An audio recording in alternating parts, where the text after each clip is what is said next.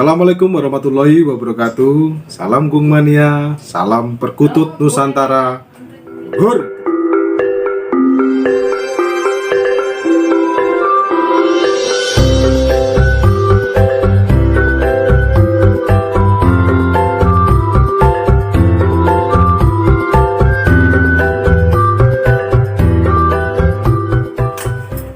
Pada kesempatan malam hari ini saya udah barusan pindah teman-teman, pindah rumah ya.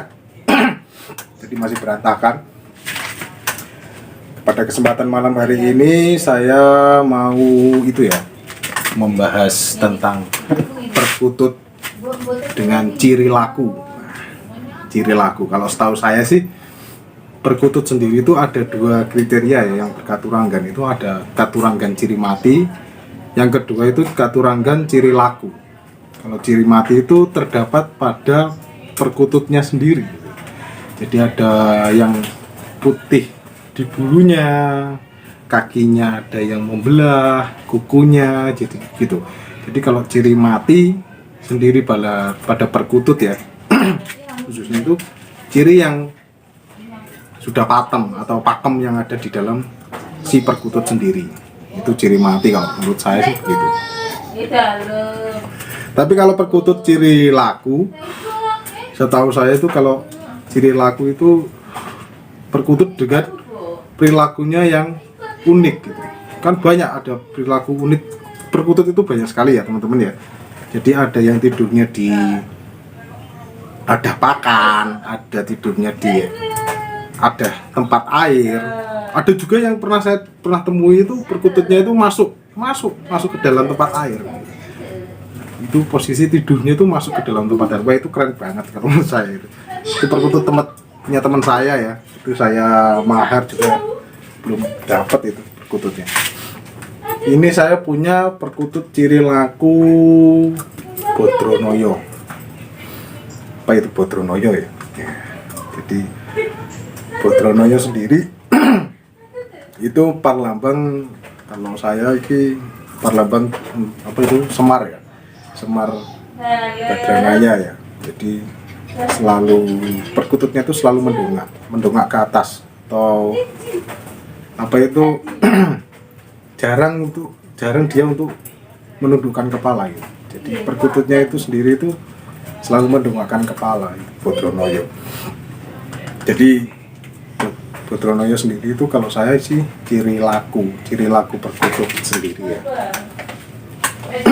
Bodronoyo itu bisa diartikan ya kayak sosok Semar ya, di Semar Badranaya ya. Jadi sosok yang berkarisma yang mempunyai wibawa yang besar ya. Jadi perkutut Badranaya sendiri dengan katuranggan ciri laku Badranaya itu Bodronoyo itu bisa apa itu kegunaan atau apa itu filosofinya untuk si empunya sendiri atau pemilik perkutut si Bodronoyo sendiri itu bisa mengeluarkan aura yaitu berwibawa, karisma yang tinggi sama seperti sosok si Semar Badranaya. Perkututnya kayak gini. Saya punya perkutut Bodronoyo. Ya, perkutut Bodronoyo. Jadi dia itu selalu mendongak ke atas. Ini ya perkututnya ya.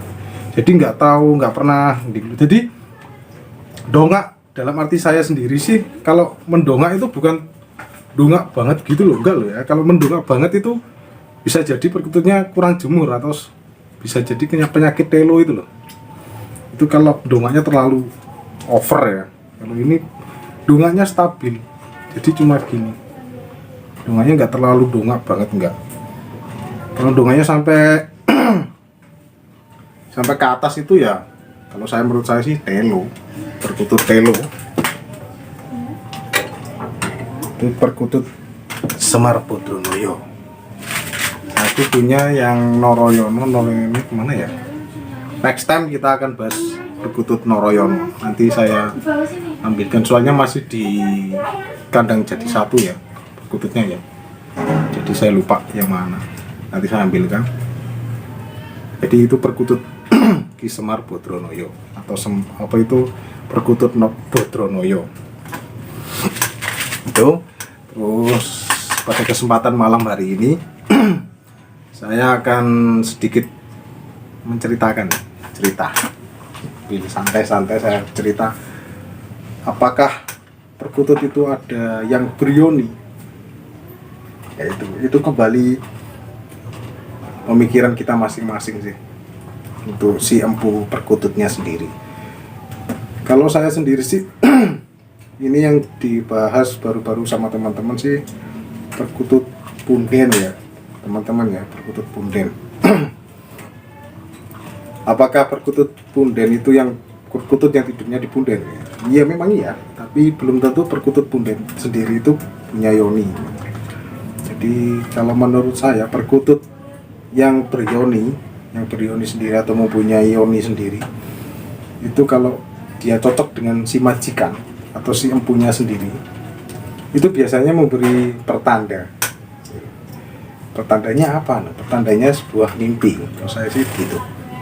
Mimpi yang sama berturut-turut selama 3 hari. Itu biasanya kayak gitu, perkutut yang berioni itu kayak gitu. Dia memberi isyarat ya, atau memberitahu sosok yang ada di dalam perkutut itu sendiri. Dulu aku pernah punya perkutut yang kayak gitu ya, perkutut punden ya. Iya, ciri matinya itu kalau nggak salah ingat saya itu pusar bunyi. Perkututnya kecil, terus dadanya itu muser gitu ya, pusar bunyi. Itu dapat dari punden daerah Madiun sana, belakang terminal kalau nggak salah. Situ perkututnya betina. Itu saya dapat malamnya, itu saya dikasih mimpi. Itu rumah saya itu didodok, diketuk sama sosok perempuan pakai kemben. Saya didodok, saya bukakan pintu, dia minta masuk ke dalam rumah. Wah, senang banget. Habis itu saya bangun ya, apa ini, saya flashback ini apa gitu, ini apa. Terus saya ingat waktu itu saya sorenya habis ngambil perkutut si pusar bunyi gitu. Jadi kalau besok saya nggak mimpi ini ya berarti ini cuma bunga tidur ya gitu. Tapi pada kenyataannya mimpi ini terulang selama 3 hari, jadi 3 kali berturut-turut ya. Jadi itu yang namanya yoninya ya. Yoninya itu mendatangi saya. Dia minta dimasukkan ke dalam rumah si perkututnya. Tapi mohon maaf, tapi perkututnya sekarang itu nggak tahu kemana. Soalnya kemarin mau dilihat orang, mau dimaharkan. Rencana saya mau maharkan dia, saya lepas. Perkututnya itu nggak ada di dalam sangkar, hilang.